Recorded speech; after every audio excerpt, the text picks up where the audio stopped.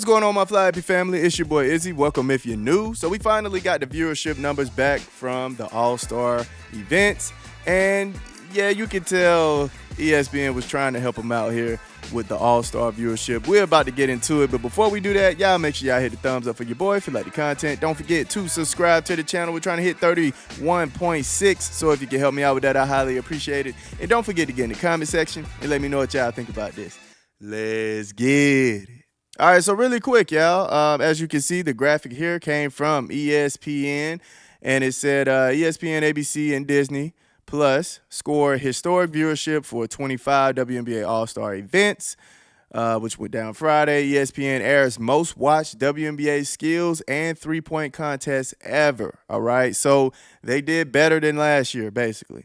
With 1.3 million average viewers, it was up 89% versus last year's WNBA skills and three-point contest. All right, most viewed program across all of TV and prime time among people under 35, adults 18 to 34, and females 18 to 34. Right. So, hey, kudos to them, man.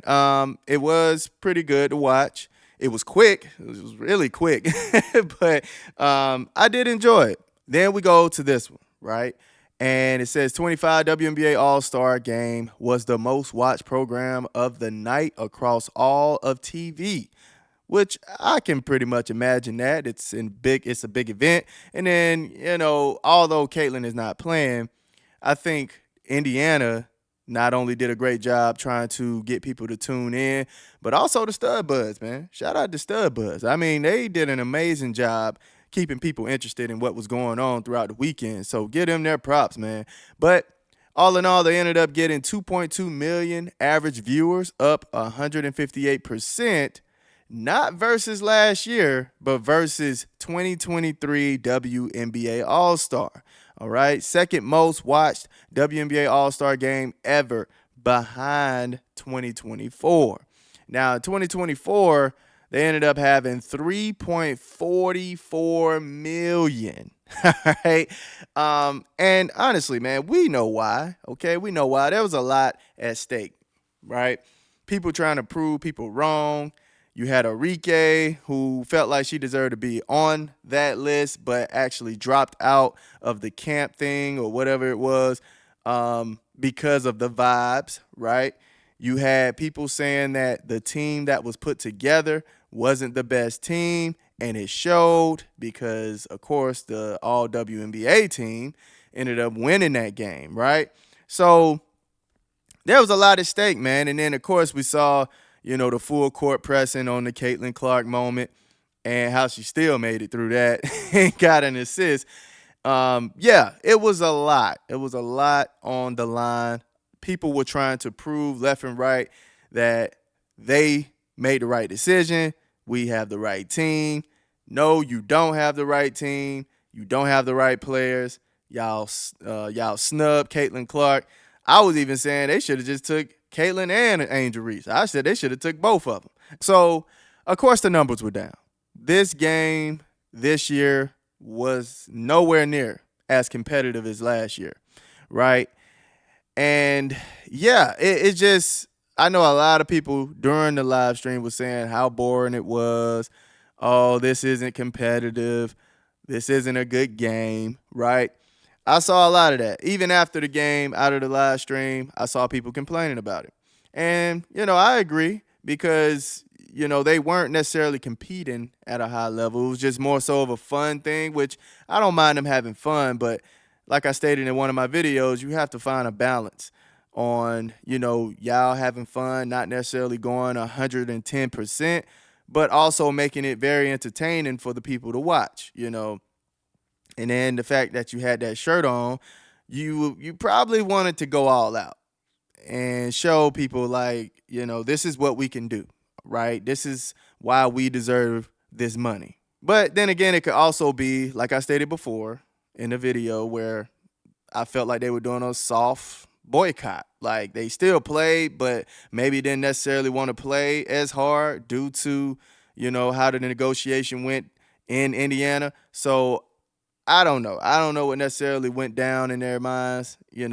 all I could do is assume. But at the end of the day, yeah, I think if they would have performed at a high level and competed, you would have had even more people behind you as far as why y'all deserve this money. Because nobody had an issue last year when you guys played against the USA and had the team WNBA.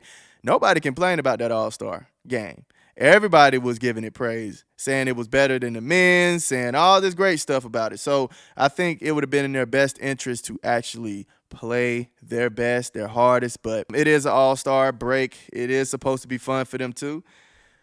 But I just think they need to find that balance. But yeah, I could imagine the numbers were going to be down. It wasn't as competitive. It wasn't as entertaining. So yeah, at the end of the day, man, down 36%.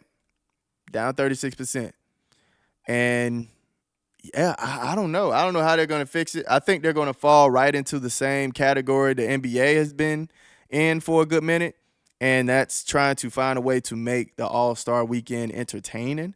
We can see what some people are saying here. LOL, why did you guys compare against 2023 instead of 2024, but compared the skills and three? Yeah, I figured somebody was going to call them out for that. And I mean, they're trying to do their best to paint the WNBA in a bright light, in a better light. Right? Positive light. They want to make the trajectory look like it's going up and not down. It's whatever, man. We see what's going on, right? We see what's going on, man. And yeah, the fact that Caitlin Clark wasn't going to play, that already put a dent in it. Like, honestly, I think if Caitlin would have played in this game, even though it wasn't as competitive, people would have still watched it and enjoyed it. I feel like they would have. Congrats to the WNBA for finally getting some good luck. CeCe and Angel Reese are like Bird and Magic coming to the NBA.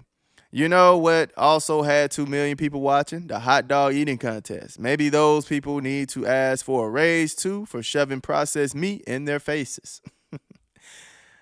I get this as ESPN PR, but deciding to use 2024 comp for the skills challenge but completely excluding 2024 for the All-Star game is so funny. I mean, the thing is, you know, this could be disingenuous, too. That's the bad side of it because for some reason, they have a thing where they want to compare everything without Caitlin. They're like, oh, well, you know, she's an anomaly, so we could compare these numbers to 2023 and show you that without Caitlin, it's growing. So, I don't know, man. You got to watch that, too. But, yeah, they know they need Caitlin Clark to grow this league, man. And to the people that are saying that without Caitlin Clark, it's growing, like, fam, you have to understand that Caitlin Clark brought a lot of the viewers who are watching other teams as well. So regardless if she played or not, she still had an impact on this game. You see what I'm saying? If that makes sense. So there you have it, y'all. Those are the numbers, man. That is how some people are feeling about it. And, of course, ESPN, they were trying to make it look like it was an upside to everything, which I guess if you compare it to 2023, yeah, it is. But at the end of the day, you still have to say that Caitlin Clark was a part of this because she definitely was a part of this, even though she didn't play. So for those who might run away with the narrative that they don't need Caitlin Clark.